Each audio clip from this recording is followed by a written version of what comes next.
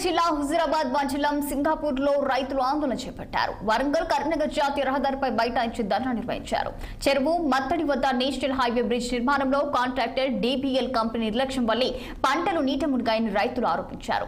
వందలాది ఎకరాలు వరి, పత్తి పంటలు నీట మునగడానికి కారణమైన కాంట్రాక్టర్ పై చర్యలు తీసుకోవాలని డిమాండ్ చేశారు. అలాగే ఇరిగేషన్ డిఈని సస్పెండ్ చేసి రైతులను ఆదుకోవాలన్నారు. నేషనల్ హైవే దగ్గర ఉన్న చెరువు మత్తడి నిర్మాణాల్లో బ్రిడ్జ్ లో పెద్దగా నిర్మించకపోతే రాబోయే కాలంలో వేలాది ఎకరాలు నీట మునిగే ప్రమాదం ఉందని రైతులు ఆందోళన వ్యక్తం చేశారు. కరీంనగర్ జిల్లా హుజూరాబాద్ మండలం సింగాపూర్ గ్రామంలో NH 563 వాళ్ళు నిర్మిస్తున్నటువంటి రోడ్డు కంపెనీ DBL నిర్లక్ష్యం వల్ల అనేక మంది రైతులు, సింగాపూర్ గ్రామ రైతులు 150 ఎకరాల నుంచి 200 ఎకరాల వరకు ఈ రోజు పంట మునక జరిగింది. వాళ్ళకి 2 సంవత్సరాల నుంచి మేము నేరుగా ఆఫీస్కి వెళ్ళి కంప్లైంట్ చేసినా కూడా స్పందించినటువంటి అధికారులు లేరు.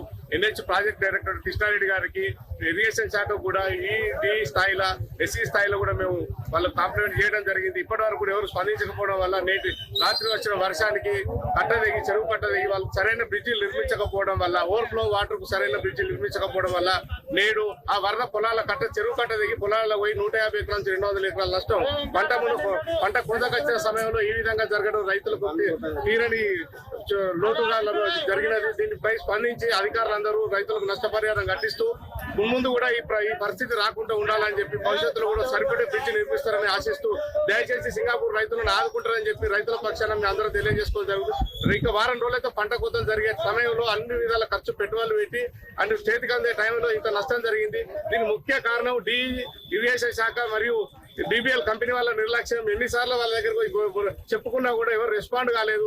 ఇప్పుడు రెస్పాండ్ కాకపోతే మేము ఇంతకంటే ఎక్కువ కార్యక్రమాలు చేసి మేము రైతుల పట్ల ఇక్కడ రైతులందరూ ఏకమై ఈ రోడ్డు నిర్మించకుండా మేము అడ్డుకోవాల్సిన పరిస్థితి ఏర్పడుతుంది. దీన్ని స్పందించి కలెక్టర్ వరకు కూడా ఈ మీడియా ద్వారా తెలియజేస్తూ మీరు మా పట్ల ఖచ్చితంగా శ్రద్ధ వహించి